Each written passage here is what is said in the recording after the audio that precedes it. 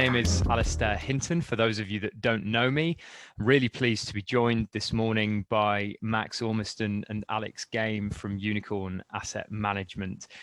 Good morning, both. Morning. Good morning. We've got the next 25 minutes to talk to you about the Unicorn AIM Inheritance Tax Portfolio Service. We're going to try and look at why Unicorn Asset Management are favored by so many of our investors for investing in the AIM market, the expertise that they bring to that space. We're going to have a look at what happened in the AIM market last year. It was a very busy time for all investors and certainly an interesting time in the UK.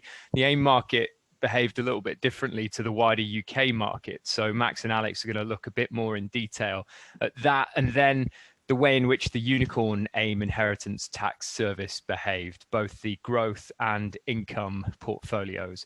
We're then going to have a little look at ESG, how that's influencing stock selection and company assessments with Unicorn. It's a big part of the process and an ever-expanding area of focus for lots of people in the industry, before bringing things to a close and opening up for questions. So that's a little bit about what we're going to look at. That's enough from me. I'm going to hand over to Alex and Max to have a little bit of a look through the Unicorn AIM Inheritance Tax Portfolio Service. Okay, morning all. Thank you very much for taking the time to dial in today. Just to give you a brief introduction to Unicorn Asset Management. So we are a specialist UK equity fund manager. We manage about 1.5 billion, which is split across a small product range of funds. We do have a particular expertise in small cap investing. So it's a common theme throughout all of our products. We do tend to find the majority of our better ideas further down the market cap scale. So we do tend to have fairly significant weights towards small and mid caps.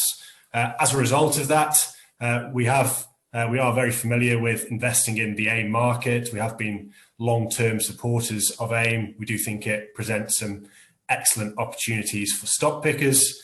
In total, we manage over 500 million in AIM stocks throughout the business. So clearly do have a very significant exposure to that part of the market.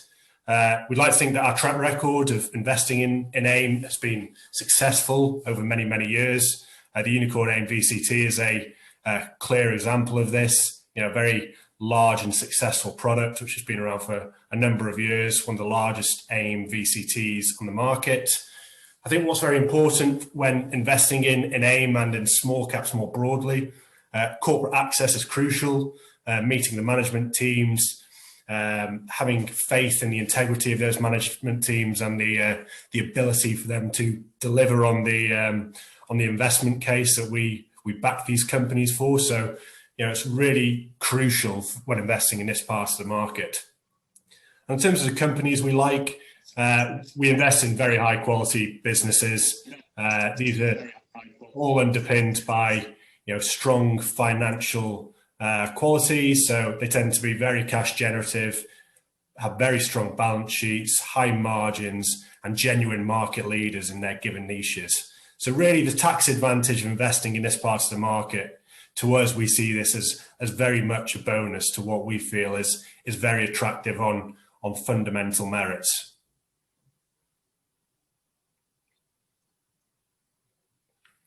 So just a brief overview of what happened to AIM in 2020. Clearly it's been a very interesting year from a market's perspective. I think what's really important when looking at 2020 as a whole, the whole purpose of stock markets is to provide capital to companies as and when they require it, whether that be to provide growth capital or to provide capital to strengthen their balance sheets as companies go through periods of economic uncertainty. And what's really pleasing to see is that AIM very much stepped up to the plate in terms of delivering that capital to companies as and when they required it in 2020. As you can see from the top chart here, the red bar, this is the secondary fundraising activity in AIM during the year. It was about just over 5.2 billion in total. This has been the largest amount that's been raised on AIM in terms of secondary issuances for over 10 years. And all of AIM's history going back to 1995. I think this is the third largest year in terms of secondary fundraisers. So really in terms of providing companies with the capital they required to navigate what has been a very, very challenging period for companies, I think AIM has performed exceptionally well. Just touching on the blue bar there as well in the top chart, the new money raised. As many of you will be aware, the IPO market was very firmly closed for the majority of the year. So it's no surprise to see there that in contrast to the secondary money raised, the new money raised was very low when compared to historic years. And in terms of liquidity, it's always very important as investors in AIM and in the small cap market in general. Liquidity is hugely important and a significant consideration when looking at any new investment opportunities. We saw an increase in liquidity throughout the year, as you can see in the bottom left chart, quite a significant jump up in terms of the volume traded in AIM stocks. That was encouraging, I think. It allowed people to make portfolio changes as and when they saw fit. Clearly, there was a significant jump up around March, April, as investors were scrambling to try and figure out what the consequences of the pandemic on portfolios were. But I think importantly, what we saw was this level of heightened liquidity continue throughout the typically quieter summer months. So, in terms of the liquidity backdrop, that was quite favourable throughout the year as well.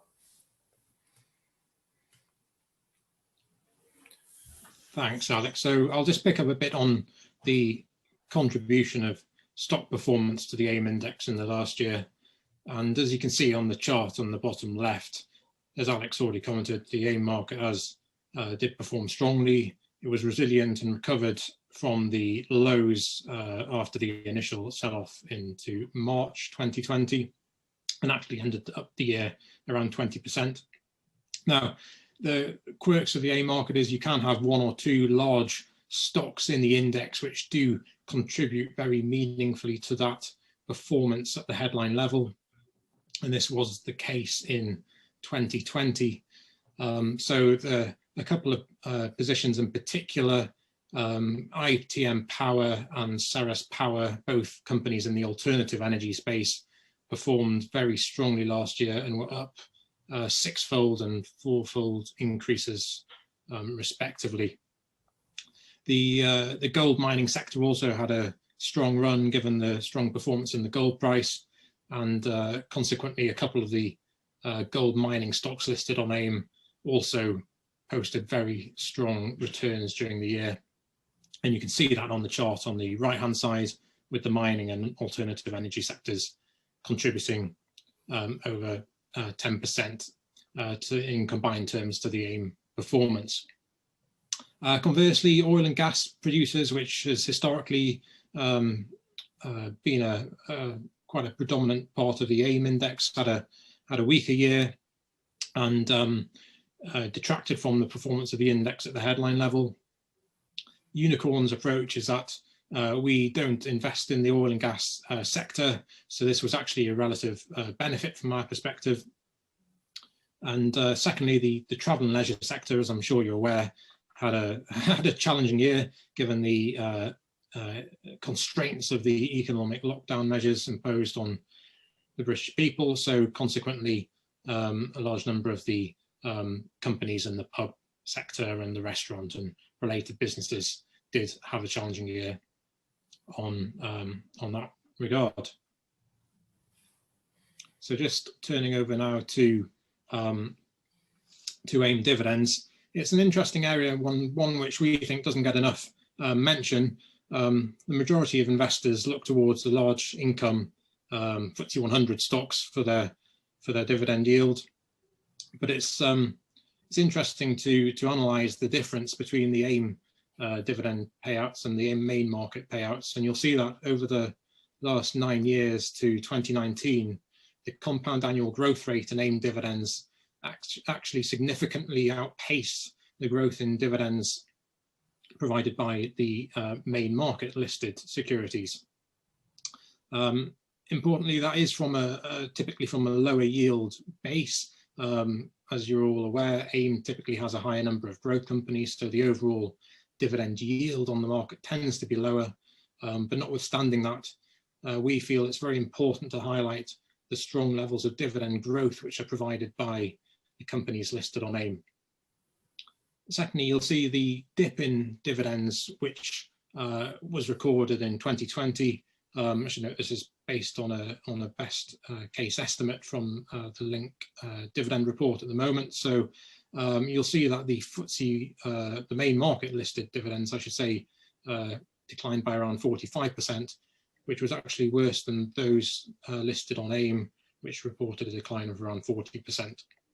And finally, we'd also expect AIM dividend payers to recover more strongly into the current calendar year with estimated growth in dividends of around 20%, which is higher than that posted or estimated to be by the main market index. So in summary, I think AIM is an underappreciated market for income investors, and within our firm, particularly from the experience on the income fund, we have a lot of experience of investing in these AIM listed dividend paying companies, which importantly also provides investors with a much lower concentration of dividends compared to the typical dividend stalwarts listed in the FTSE 100. I think this speaks to the improving quality on AIM as well. Say, if you would have looked at AIM 10, 15 years ago, a much lower proportion of companies would be paying dividends, but clearly now there's a much more significant proportion of companies on AIM that are paying dividends. And as Matt's just described, clearly there's a very attractive growth profile in the dividend payments there. So just touching on how the Unicorn AIM IHT service performed in 2020, we do have two different portfolio options, as many of you will be aware, a growth portfolio and an income portfolio. Clearly, both portfolios do perform differently in different market conditions. I think it's safe to say 2020, and indeed over the last few years, it really has been an environment that has favoured more growth-oriented stocks.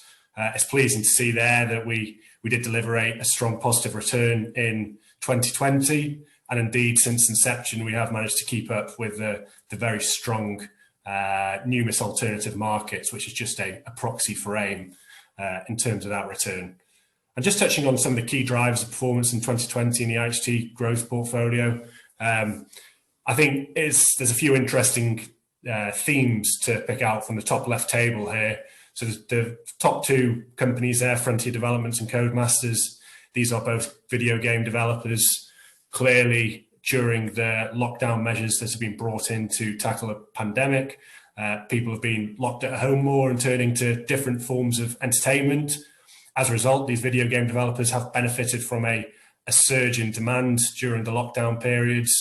In addition, they've also benefited from a higher proportion of software sales compared to the traditional physical disc sales.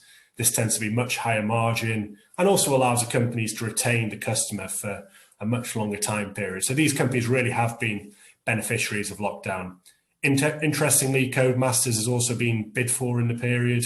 It really does speak to the quality of businesses that we look for.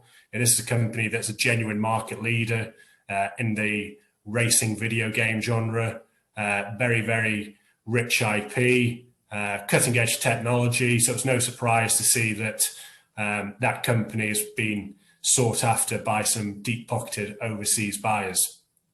On the flip side, we also have the more consumer oriented stocks, which have fared less well in the period.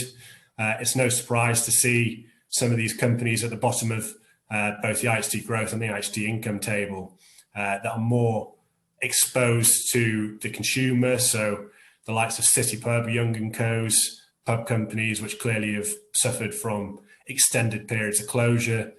Churchill China, this sells crockery into the hospitality sector. Clearly that sector has been closed for much of 2020. So as a result, it was significantly impacted. I think what's important to ask yourselves with these companies is, can they survive this period? And then beyond that, are they in a strong position to resume their attractive growth profiles? I think in many of these cases, we feel that the competitive positioning of these businesses will actually be accelerated as a result of COVID. So clearly the recovery is not going to be straightforward, but looking through that, we feel that the future is fairly promising for many of these more consumer-oriented companies. I'll pick up a few quick points on the income portfolio performance as well. Interestingly, as you can imagine, the tilt towards the income yield requirement does mean the portfolio has a bias towards value-orientated stocks, and as such can't invest in many of the growth businesses, such as the computer gaming companies, which don't pay a dividend and so aren't suitable for the income service. In a similar manner to the growth portfolio, the exposure to the consumer sector did weigh on performance in the last year. So you can see the pub companies and other businesses exposed to the consumer market did perform poorly. However, we think from an income perspective, these businesses remain robust with strong balance sheets. And most importantly, the management teams have reiterated their commitment to returning to dividend payments over the coming year as the conditions continue to improve.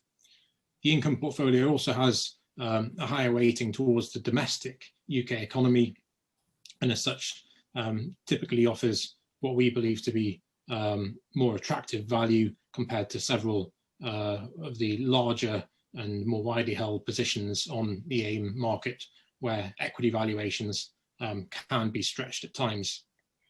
Finally, the income portfolio has typically delivered lower levels of volatility over its performance since inception compared to more growth-orientated investments on the AIM market, including the growth portfolio and the Numis Alternative Markets Index as a whole. So just going to give you a brief overview of what we look for in terms of the IHT growth model portfolio. So really the focus is on trying to identify genuine growth companies, and these are businesses that can deliver predictable market-beating earnings growth year in, year out. I think what you see when you can construct a portfolio that is consistently delivering attractive, typically double-digit earnings growth on an annual basis, you compound that earnings growth out over time, and it really can deliver some exceptional long-term returns. In terms of constituents, they tend to be either market leaders in their given niches or perhaps innovative disruptors coming at a sector which, with a business model that is very, very much disruptive and able to take market share from incumbents that might have not invested as much in their product or customer service. Typically, these companies are exposed to very attractive long-term structural growth trends. So it's no surprise to see that software and computer services makes up a fairly significant portion of the portfolio. Many of the businesses in this part of the portfolio benefit from high levels of recurring revenues and very attractive long-term digitization trends, many of which have actually been accelerated as a result of the pandemic over the past 10 months or so. They typically have very high levels of intellectual property. That in turn creates significant barriers to entry. So that really is very important in terms of our investment appraisal of new ideas, how defensible are the market positions, and clearly the barriers to entry are the key drivers of the defensibility of these market positions. Importantly, we look for self-funding organic growth businesses. It's all very well being a growth business, but if you're not generating sufficient capital and you have to keep coming back to shareholders and asking for more money to grow, that has a significant dilutive impact on equity owners.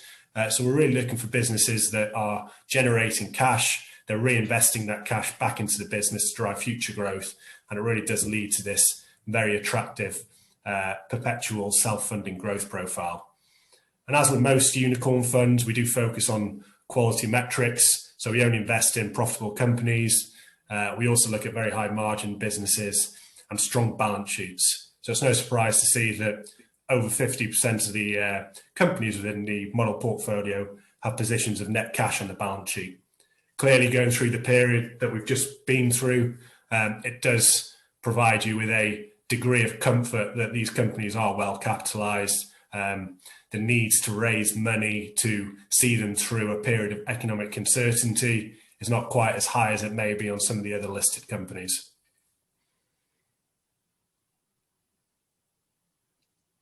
And turning to the income portfolio, whilst a number of the factors remain similar in terms of what we look for, so namely those companies which have strong competitive positions and identifiable barriers to entry, as well as being market leaders and a predominantly organic-led growth strategy.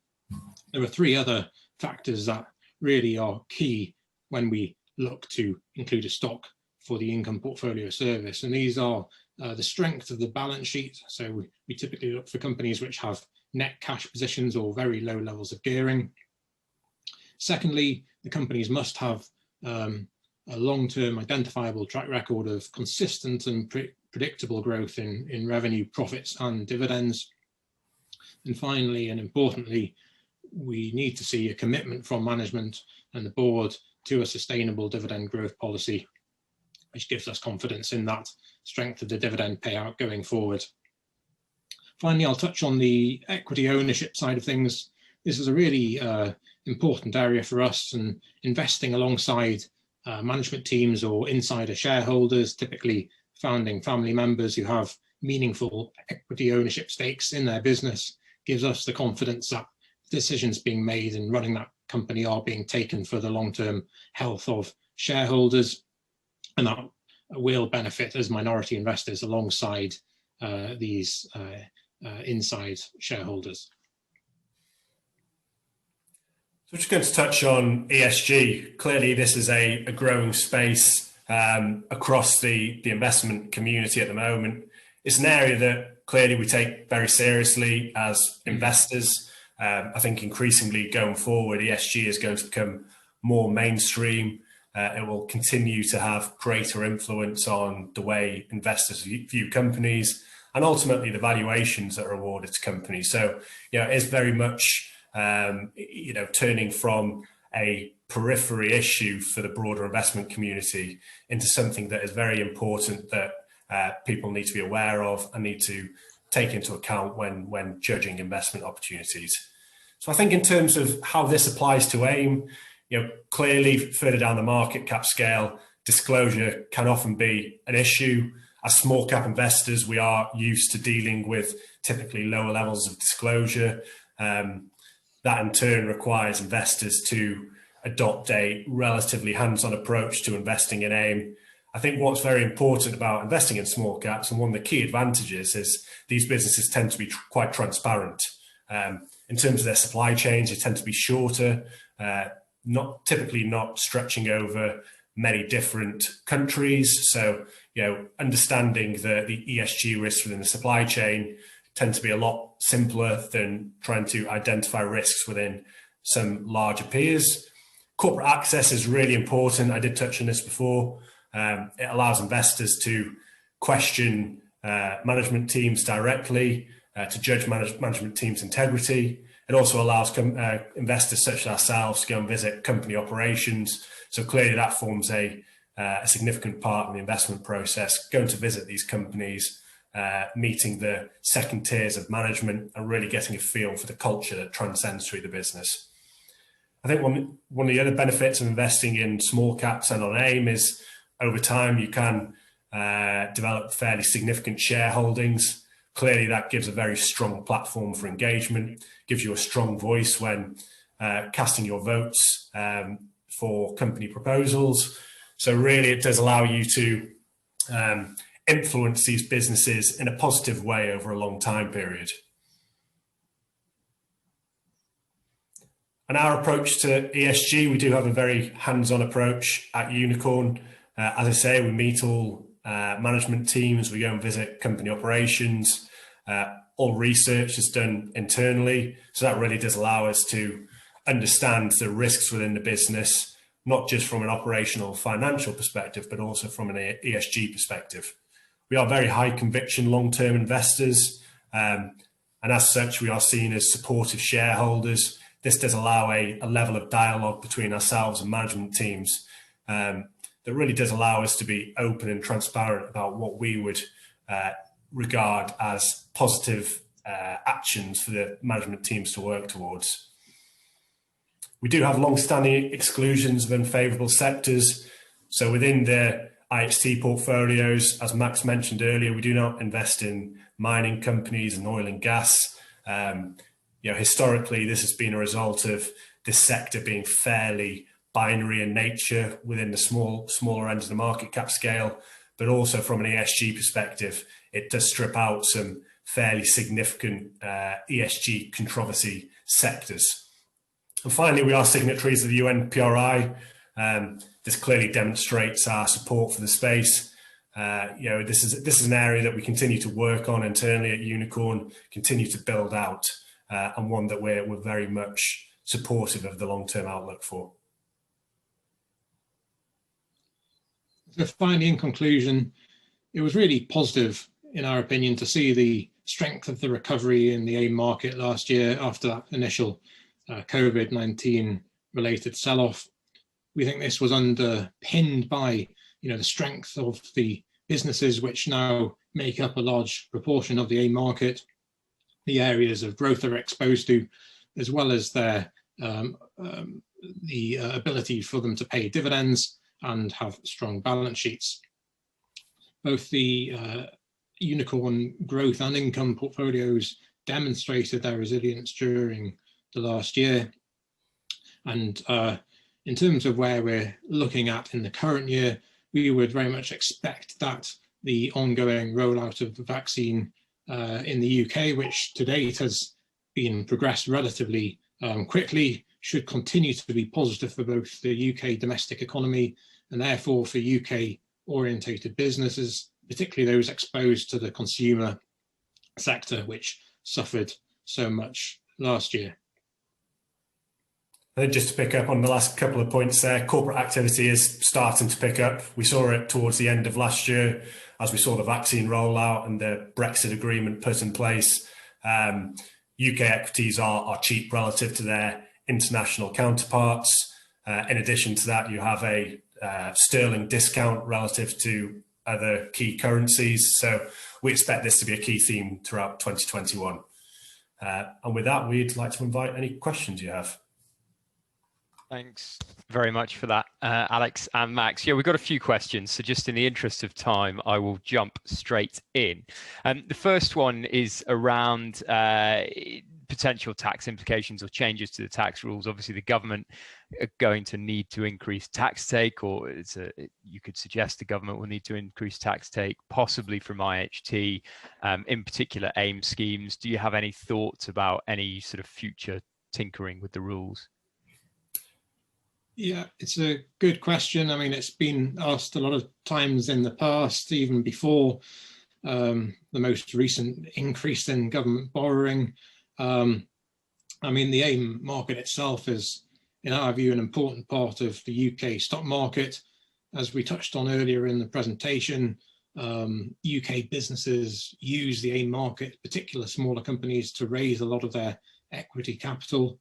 And it's a very important source of funding for the UK companies, which often don't get the same source of access from banks, where conditions for loans and repayment are more stringent. So I think the current government should remain supportive of businesses and supporting the recovery of businesses, and in doing so need to support the what's predominantly a sort of domestic stock market and made up of smaller companies. So I think that's one of the key factors underpinning AIM. I mean, secondly, I don't have the exact figure to hand, but I suspect that the amount of tax which is mitigated by use of AIM products is relatively small in the scheme of things, and the Chancellor is probably more likely to look at changing tax rules which may have a bigger overall effect on the tax take in the economy, rather than what's a relatively small part of the government tax income. I don't know if Alex would like to add anything further to. No, I mean, all I'd say is clearly we don't have a crystal ball and it's completely outside of our control. I think what we've demonstrated in the first slide is we like these businesses on standalone merits. We invest in many of them in our open-ended funds at Unicorn. So, as I said, the tax advantage for us really is a bonus. But having said that, it's always been a risk that the tax changes to the inheritance tax framework could potentially impact AIM. As Max said, hopefully we'd like to see the Chancellor and the government be supportive of what is a fairly positive market for companies to raise capital. Great, thanks. Next question. What is your investable universe on the AIM market that are business relief qualifying? So we typically strip out companies that are involved in property and involved in the dealing of securities. So that excludes the likes of the asset managers, obviously property companies. They're the main companies that are not excluded from a BPR perspective. In terms of the unicorn exclusions, we've already talked around the resource-based oil and gas, mining, and we don't invest in profitable companies. So that does reduce the investable universe down to probably somewhere between 150 and 200 companies. Yeah, so a good pool once you've made those exclusions. One other question, Max, what is the yield on the income portfolio? The target yield I know is sort of between 2 and 4%. Historically, it's been around the higher end of that, sort of between 3 and 4. But at the moment, do you have a sense of where we are given last year's sort of dividend cuts? Yes, that's right. Historically, it's yielded around 3.5%. And as you rightly point out, the target's between 2 and 4. Going back to that chart on the AIM dividends, you'll see, the AIM market wasn't immune from dividend cuts in the last year.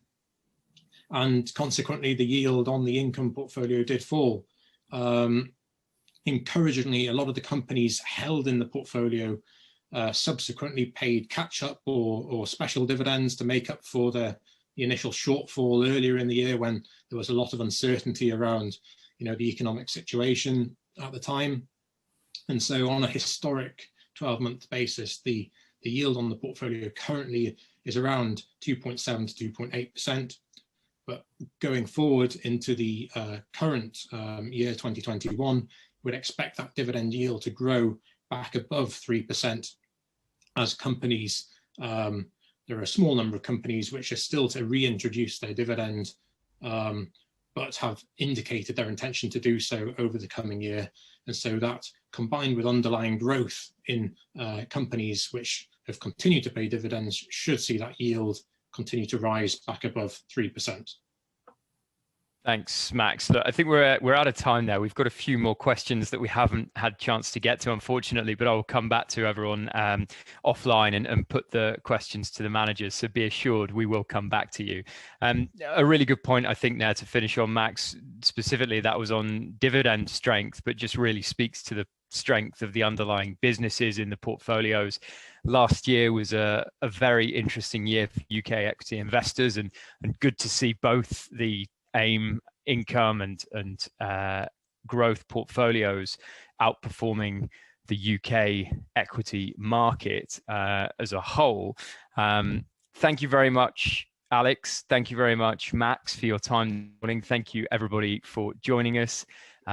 We will look forward to speaking to many of you soon. Thank you.